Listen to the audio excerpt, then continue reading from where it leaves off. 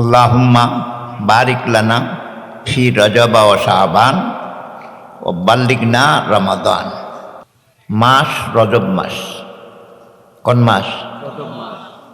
December মাস, পৌষ মাস। এই দুইটা কোনো লাভ নাই। ডিসেম্বর গুনলে কোনো সওয়াব হবে না, এনে দরকারে গণন লাগে। পৌষ মাস গুনলেও কোনো সওয়াব হবে না। কিন্তু যদি রজব মাস গুনি তাহলে বিরাট একটা ইবাদত হবে। যেহেতু আমরা শুধু বাঙালি নয়, আমরা বাঙালি মুসলমান। মুসলমানের ভিতরে মুসলমানই থাকবেই মুসলমান। মুসলমানের কাছে যদি মুসলমানই না থাকে, এটা নামের মুসলমান, আসলে মুসলমান নয়। মরিচে জাল না থাকলে মরিচ বলে না, চিনিতে মিষ্টি না থাকলে চিনি বলা ঠিক নয়, লবণে কটা না থাকলে তারে লবণ বলা যায় না। ঠিক মুসলমানের ভিতরে মুসলমানই না থাকলে তাকেও মুসলমান বলা যায় না। মুসলমানই এই 3.5 বডির নাম নয়, গায়ের চামড়া সুন্দর আছে এটার নাম মুসলমান নয়, শরীরে গোস্ত বেশি আছে এটার নাম মুসলমানই নয়, শরীরে তেল আছে চর্বি আছে এটার নাম মুসলমানই নয়। তো মুসলমানই কিসের নাম?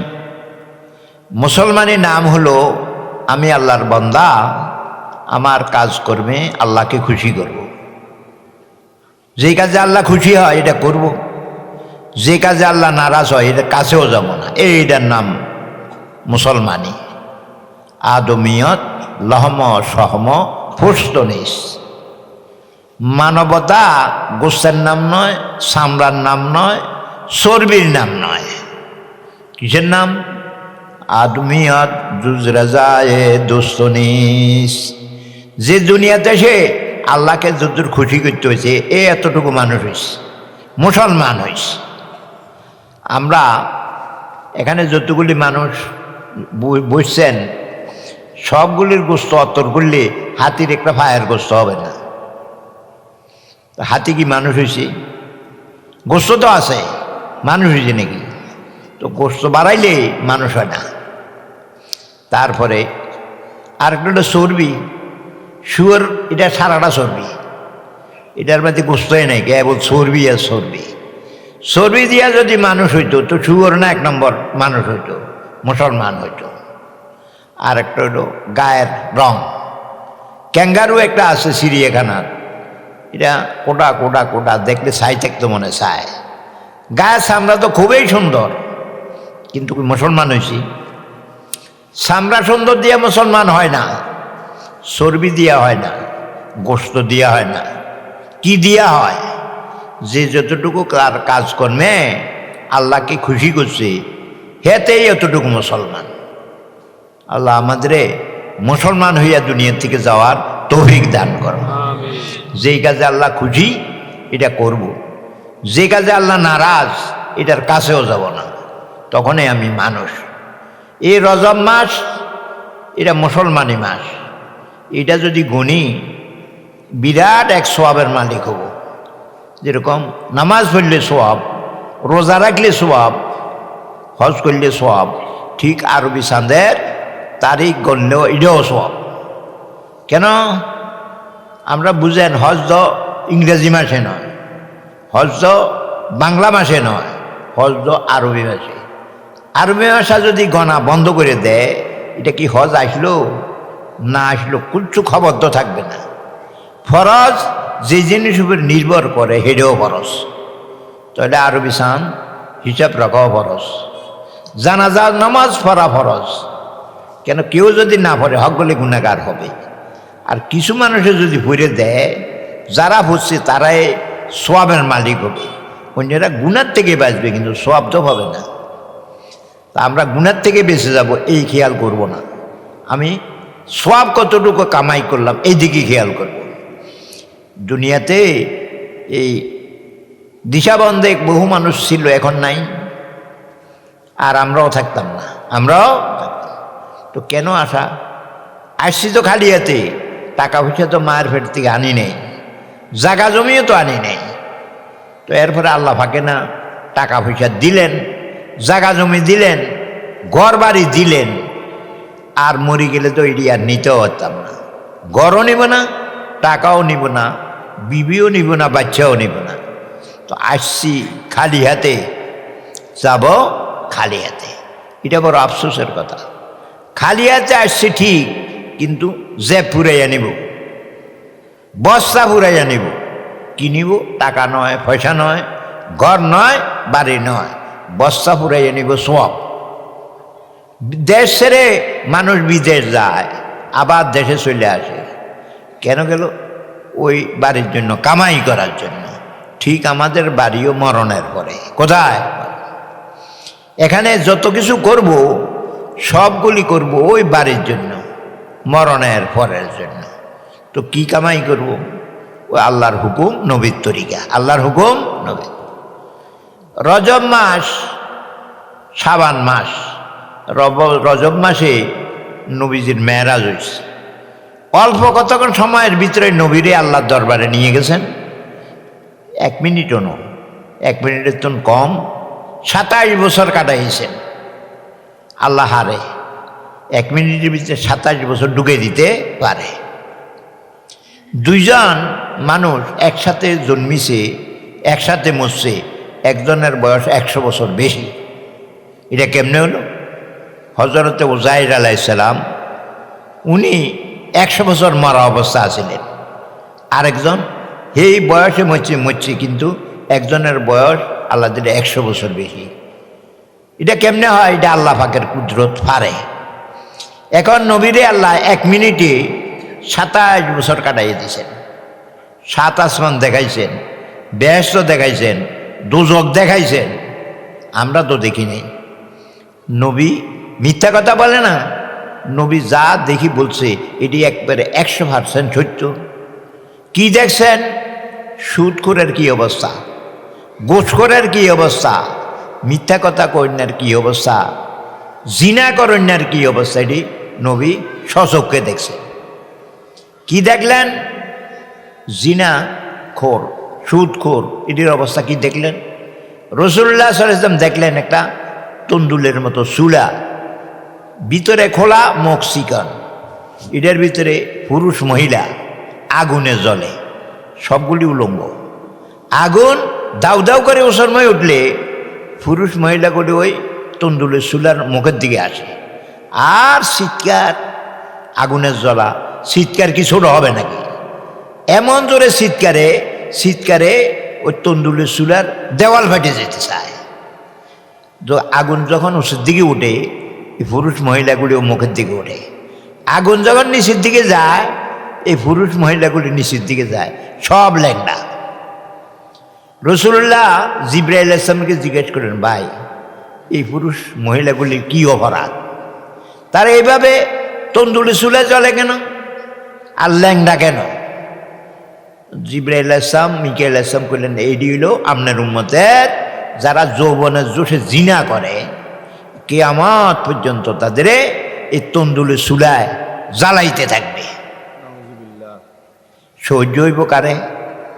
সহ্য হইব কারে? এটা নবীরে দেখাইছে। নবী আমরা রে কইছে, সাইজ রে আমার উম্মত, সাইজ জিনা করিস না, না হইলে এই তন্দুলে চুলার মতো আগুন মেরে জ্বলতে পারবি না। ল্যাংডা মানুষ কাপড় পিনতে হেঁটে ল্যাংডা কেন? জিনা করতে তো ল্যাংডাই হয়েছে।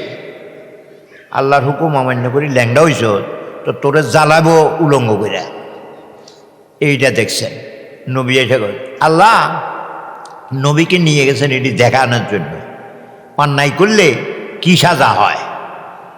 আরেকটা দেখলেন কি, এই রক্তের নদী, রক্তের সাগর, এটার ভিতরে একটা মানুষ সাঁতারে।